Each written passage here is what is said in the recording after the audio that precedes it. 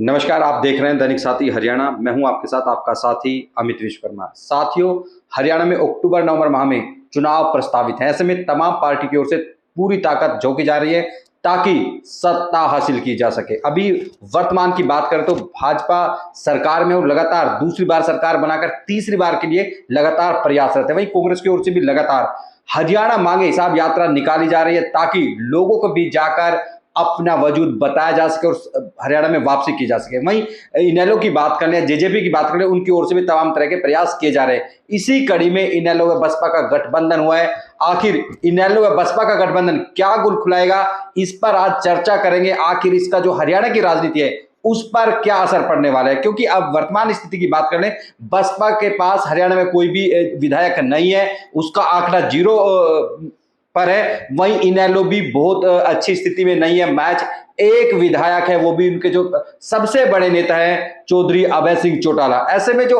लोकसभा विधानसभा का चुनाव जो होने वाला है उसमें क्या स्थिति रहने वाली है और आखिर जो ये बसपा और इनेलो का गठबंधन है किसका खेल बिगाड़ सकता है, इस पर भी चर्चा करेंगे। हमारे साथ आज हमारे जो चुनाव विश्लेषक हैं चौधरी शिवाज साहब मौजूद हैं, उनसे बात करेंगे आखिर क्या स्थिति रहे। सर, किस तरह से देखते हैं इस गठबंधन को आप?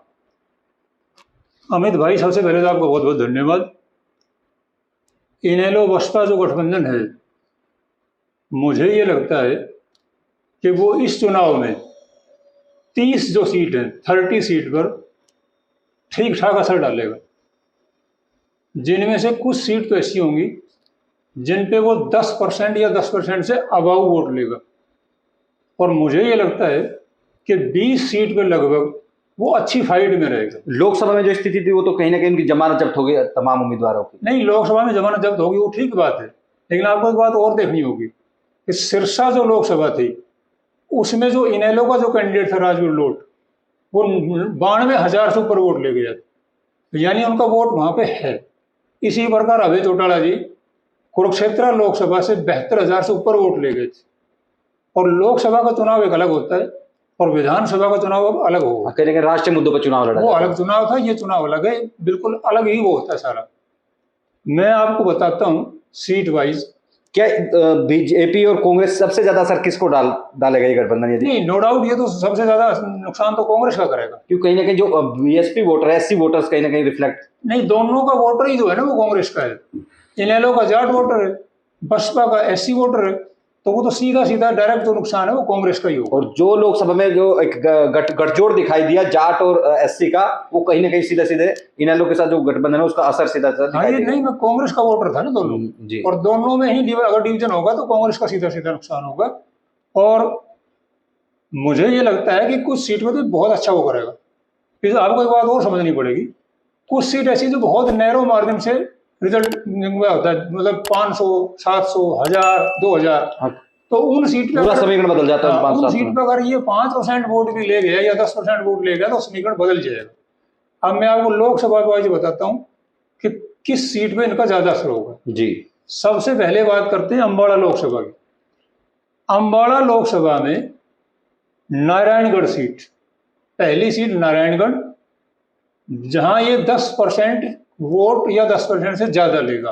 इनेलो बीएसपी गठबंधन। अंबाला में पहले भी देखा गया कि बसपा को वोट मिलते रहे वहां पे। दूसरी सीट है सढौरा। सढौरा में भी ये 10% से ज्यादा वोट लेकर, बल्कि मैं ये कहूँ हाँ ये फाइट में रहेगा। सढौरा में त्रिकोणीय मुकाबला होने का पूरा चांस मुझे दिख रहा है। उसके बाद है जगाधरी।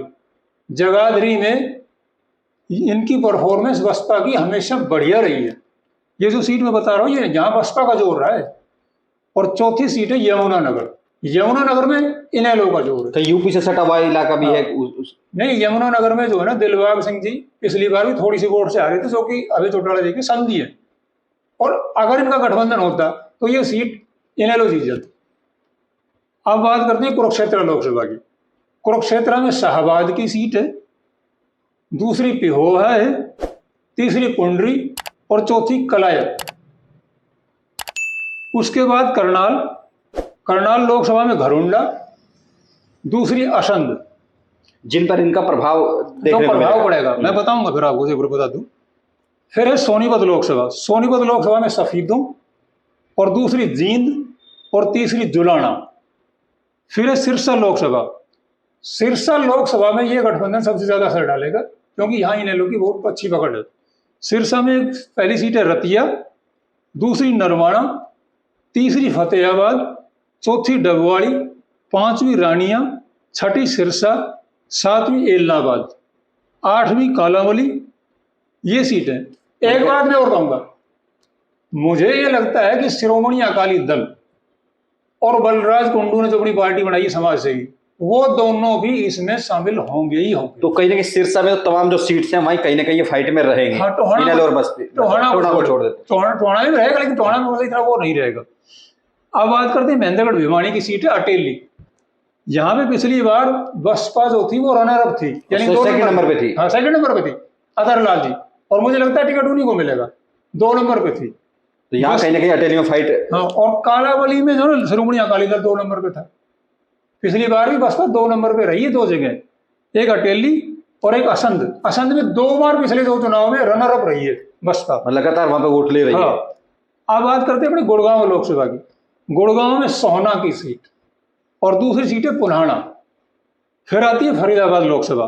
फरीदाबाद लोकसभा में हथीन, दूसरी पृथड़ा, पृथड़ा में बीएसपी जीती भी है, तीसरी बड़खल और चौथी तिगांव। अब आते हैं हिसार में। हिसार में एक सीट है नारनौल, यहाँ इनेलो की पकड़ है। अब आती है रोहतक। रोहतक में महम, ये मैं बता रहा हूँ बलराज कुंडू विधायक है अभी वर्तमान में। अगर बलराज कुंडू शामिल होते तो महम की सीट हो जाएगी रोहतक वाली, और अगर शिरोमणि अकाली दल के साथ इनका गठबंधन हो जाएगा तो वो कालावली। कालावली में शिरोमणि अकाली दल सेकंड नंबर पे थी, रनर अप थी पिछली बार, आ जाएगी उनका। अब मैं ये बताता हूँ कि इनमें से वो कौन सी सीट होंगी जहां ये गठबंधन जीत सकता है। उसमें पहली सीट है सढौरा। सढौरा में त्रिकोणीय मुकाबला होगा, बहुत अच्छा मुकाबला होगा, जीतने की स्थिति में है ये गठबंधन। दूसरी सीट है जगाधरी और तीसरी सीट है यमुनानगर। ये तो हो गई अम्बाड़ा लोकसभा की 3 सीट, सढौरा, जगाधरी, यमुनानगर। अब बात करते हैं कुरुक्षेत्र की। कुरुक्षेत्र की एक सीट है कलायत, जहां ये जीत सकता है गठबंधन। करनाल, करनाल लोकसभा में असंध की सीट है, जहां पे पूरा चांस इस गठबंधन का जीतने का है। सोनीपत, सोनीपत में मैंने 3 सीट बताई, उसमें जुलाना में ये फाइट में रहेंगे, बहुत अच्छी फाइट देंगे। सिरसा, सिरसा के अंदर रानिया, सिरसा, डबवाड़ी, एलनाबाद और कालावली। कालावली में अकाली दल और बाकी में इलेनो। एलनाबाद की सीट पे कन्फर्म जीत जाएंगे, वहां तो चौधरी और यमुनानगर की सीट भी ये जीत सकते हैं। यमुनानगर और एलनाबाद में इनेलो की बहुत अच्छी पकड़ है, बाकी में बसपा की है। ये जो सिरसा में जो तो इनेलो की है ही। अब बात करते हैं महेंद्रगढ़ भिवानी। अटेली में भी ये गठबंधन जीत सकता है। हाँ, जैसे बता रहे सेकंड, हाँ, अटेली में जीत सकता है। और एक सीट है बड़े गुड़गांव की सोहना, यहाँ बहुत अच्छी फाइट ये देंगे, त्रिकोणीय मुकाबला होगा। अब फरीदाबाद की बात करते हैं। फरीदाबाद में हथीन में बहुत अच्छा मुकाबला होगा। हथीन में वो तैयब हुसैन भीमसिका जो है ना, वो इनेलो कैंडिडेट होंगे, और कांग्रेस का और बीजेपी का तो देखना है, लेकिन बहुत अच्छा मुकाबला होगा और ये सीट इसको निकाल सकते हैं। पिड़थड़ा में अगर टेकचंद शर्मा, वैसे वो बीजेपी में आ गए हैं, लेकिन अगर टेकचंद शर्मा को बीजेपी से टिकट नहीं मिला और वो अगर बसपा से लड़े तो वो चुनाव निकाल सकते हैं। वो पहले भी एक बार बसपा से वहां से एमएलए बने। अच्छा, तो ये सीट थी जहां पे वो चुनाव निकाल सकते हैं। ये 13 सीट हो जाती है, तो लगभग ट्रायंगल मुकाबला होगा। कितनी सीट जीतता हुआ दिखाई दे रहा है? मैं बता रहा हूँ आपको, देखो इन सबको अगर हम देखें, और एक बात मैं और कहूंगा, जज्बा वाली पोजीशन इस गठबंधन की इस बार रहेगी। जिसको कांग्रेस से टिकट नहीं मिलेगी और जिसको भाजपा से टिकट नहीं मिलेगी, वो इस गठबंधन में चला जाएगा। मतलब जो वहां से आएंगे वो उधर से, बागी कैंडिडेट इसमें जरूर आएंगे, और अगर वो बागी कैंडिडेट इसमें आ गए, 6-7 आदमी अगर आ गए, तो ये गठबंधन 20 से 25 सीट पे अच्छा मुकाबला करेगा। जज्बा में भी यही था, जो 10 जो उनके पिछली बार जीत के आए थे, उनमें से 8 आदमी अपने प्रभाव से जीते थे। अब कहीं बागी थे, वो दूसरे बागी थे। हम इस गठबंधन का ये सारा अगर देखें तो मुझे ऐसा लगता है कि ये गठबंधन जो है वो 6 से 10 सीट जीत सकता है। तो इस तरह से तो कांग्रेस कहीं ना कहीं 6 से 10 सीट जीत सकता है। और इस गठबंधन का वो देखते हुए मुझे ये लगता है, मेरा अपना अनुमान है, वैसे होगा क्या वो देखिए, बीजेपी और कांग्रेस दोनों की दोनों पार्टी 38 से 42 सीट तक मुझे दिख रही है। 38 से 42, मतलब बहुमत तक कोई नहीं दिख नहीं रहा मुझे। इनेलो ये बसपा ये सारा गठबंधन 6 से 10 पे दिख रहा है, अदर्स 0 से 4, ये पोजिशन मुझे लग रही है रहेगा।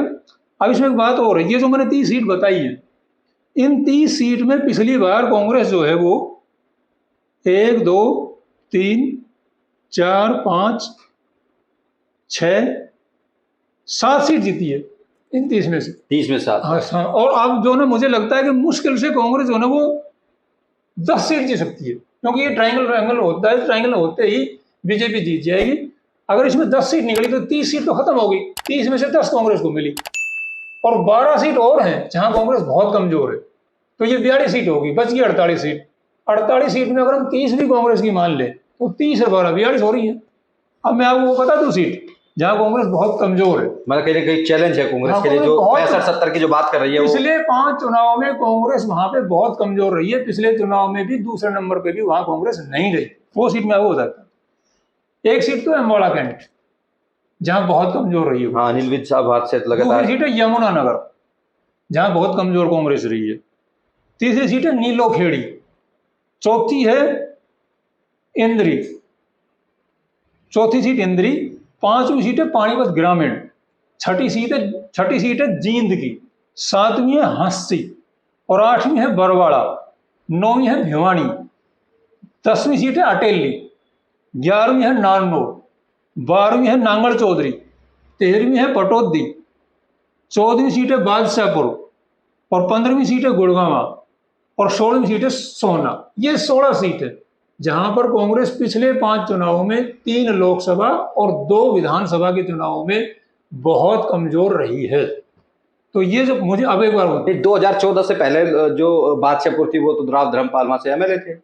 नहीं, मैं 2014 से ही बता रहा हूँ, जी। 2014 से अब तक जो 5 इलेक्शन हुए हैं, 3 लोकसभा के अच्छा, ये बात है। और 2 विधानसभा की, इन 5 चुनावों में कांग्रेस बहुत पीछे की बात, तो पीछे तो 2014 से पहले तो बीजेपी थी ही नहीं हरियाणा में। अगर हरियाणा में, हाँ, हरियाणा में 2 सीट 4 सीट 5 सीट, अब मुझे ऐसा लगता है कि 16 सीट ही निकल गई, 74-75 सीट बचती है। अब भी मुझे ये लगता है कि कांग्रेस 74-75 सीट में फाइट करेगी, इससे ज्यादा कांग्रेस फाइट में नहीं रहेगी। और मुझे लगता है बीजेपी जो है ना, बीजेपी और उसके सहयोगी, मुझे लगता है गोपाल कांडा की पार्टी उसमें शामिल हो जाएगी, ये 85 सीट में फाइट करेगी। अब इन 75 सीट में कांग्रेस कितनी सीट जीत पाएगी वो एक अलग बात है, लेकिन आप देखना मुकाबला 75 सीट पे रहेगा। सुधीर साहब, आप इनेलो और जो बसपा का गठबंधन उसको 20 से 23 सीट पर आप फाइट बता रहे हैं, कहीं ना कहीं वो फाइट कर दिखाई। बसपा यूपी में 0 होती जा रही है, क्या उसका असर हरियाणा में दिखाई नहीं देगा कि जो उसका कोर वोटर हुआ करता था कहीं ना कहीं छिटक कांग्रेस के पास चला गया है? वहीं इनेलो भी जो पहले उसकी स्थिति थी, क्योंकि जो जाट मतदाता है वो पूरी तरह से जो जीता हुआ जो चेहरा होता है उसके साथ जाता है, कहीं हुड्डा के साथ खड़े हुए दिखाई देते हैं, क्या उसका असर नहीं पड़ेगा यहाँ पे हरियाणा में? नहीं, एक बात बताओ आप, मैं पिछले चुनाव तक की बात कर रहा हूँ, पिछले चुनाव में भी बीजेपी दोबारा से चुनाव में थी और कांग्रेस भी लड़ रही थी। अब इस बार तो मुझे नहीं लग रहा भैया, पिछले चुनाव में भी जिन पे बहुत अच्छा प्रदर्शन किया है बसपा ने, वो सीट भी मैं बता दूं आपको, सढौरा बहुत अच्छा प्रदर्शन था, 16% वोट लेगी थी बीएसपी। दूसरी जगाधरी 28% वोट थे जगाधरी में, 29% कांग्रेस, 28% बसपा थी। यमुनानगर में आईएनडी दिलबाग सिंह बिल्कुल 400-500 वोट से ही हारे थे। आसंद में रनरअप थी बीएसपी, कांग्रेस जीती, रनरअप बीएसपी, और बीजेपी तीसरे नंबर पे थी। अब आ जाओ, अब यहाँ कालावली में श्रोमणी अकाली दल 2 नंबर पे था। इलाहाबाद की सीट इनेलो ने जीत ली थी। सिरसा रानिया में भी अच्छी फाइट थी इनेलो की, मतलब कि जो चेहरे जो आएंगे उन पे भी काफी निर्भर करेगा। अटेली में 2 नंबर पे थी बीएसपी, पृथड़ा में 2 नंबर पे थी बीएसपी, एक बार इस सीट को जीत चुकी है पृथड़ा से। अब हथीन की मैंने बता दी कि तैयब हुसैन भीम का बहुत अच्छे उनके वो हैं उम्मीदवार, इनेलो के वो डिक्लेयर सही है। नारनौद की सीट पे फाइट में रह सकती है। महम की सीट बलराज कुंडू ने जीती थी, अब फिलहाल विधायक हैं। तो बताइए, ये तो मैंने पिछले चुनाव का बताया है, 2019 का बता रहा हूँ। उससे पहले तो ये बाकी 2 सीटें तो कहीं ना कहीं ये मान लीजिए लबोलवाब इसका आता है कि कहीं ना कहीं ये फाइट की स्थिति में होगी और कहीं ना कहीं चैलेंज रहेगा कांग्रेस के सामने। हाँ, इनेलो और जो बिल्कुल, बसपा का बिल्कुल। गठबंधन हुआ है। मैं आपको ये बता रहा हूँ कि इनेलो बसपा गठबंधन इस बार 8 से 10 सीट जीतेगा। 6 से 10 सीट मैंने बताई है, ये 10 सीट पे जा सकता है। इसमें 5-6 बागी उम्मीदवार आ जाएंगे और ये 10 से ऊपर भी हो सके 1-2 सीट चले जाए। ये 8 सीट से नीचे आप देखना नहीं, मतलब किंग मेकर की भूमिका में हो सकता है जिस तरह से आपके जो समीकरण है, हाँ, बिल्कुल। इन डाटा को सही मान लिया जाए तो। नहीं, बिल्कुल रहेगा। अब आप पार्टी अलग लड़ रही है, क्या जजपा की भूमिका में फिर इनेलो दिखाई दे सकता है? बिल्कुल वही बता रहा हूँ। ये मुझे ये लग रहा है ये 2019 वाला चुनाव होगा। पिछली बार जजपा थी, इस बार इनेलो बसपा, ये तो अकाली दल दिया, ये और मिलानी सोच रहे हैं। ये गठबंधन वही भूमिका में होगा। सत्ता का केंद्र अब की बार कहीं ना कहीं इनेलो के हाथ में चाबी, जो जजपा वाली चाबी थी वो इनके पास आनी थी। जजपा वाली पोजीशन में आ रहे हैं बिल्कुल।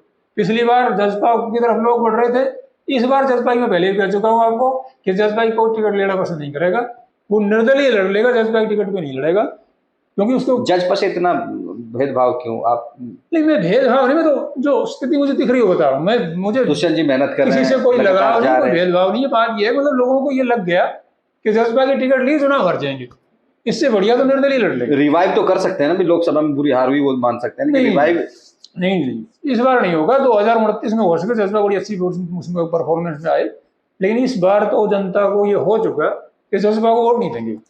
देखिए, जिस तरह से बसपा और इनेलो का गठबंधन हुआ, कहीं ना कहीं लगातार कयास लगाई जा रही थी आखिर नुकसान किसका होगा। जिस तरह से चौधरी सी सिवाज कह रहे हैं कि कहीं ना कहीं जो बीएसपी और जो इनेलो का गठबंधन है 6 से 10 सीट पर जीतता हुआ दिखाई दे रहा है। ऐसे में कांग्रेस के लिए बड़ी चुनौती है, क्योंकि जो वो कोर वोटर है कहीं ना कहीं इनेलो और कांग्रेस का और सेम होता हुआ दिखाई दे रहा है। वहीं दूसरी ओर तिरसंकु विधानसभा यदि बनती है तो एक बार फिर से जिस तरह से जजपा कहीं ना कहीं एक बड़ी भूमिका में देखने को मिली थी विधानसभा चुनाव में, उस भूमिका में इस बार इनेलो दिखाई दे सकती है। ऐसे में लगातार समीकरण बदल रहे हैं, आखिर वास्तविक परिणाम क्या होगा ये तो चुनाव के बाद पता चलेगा, लेकिन इतना जरूर है कि जिस तरह से गठबंधन हुआ है चुनौती जरूर दिखाई दे रही है। नमस्कार।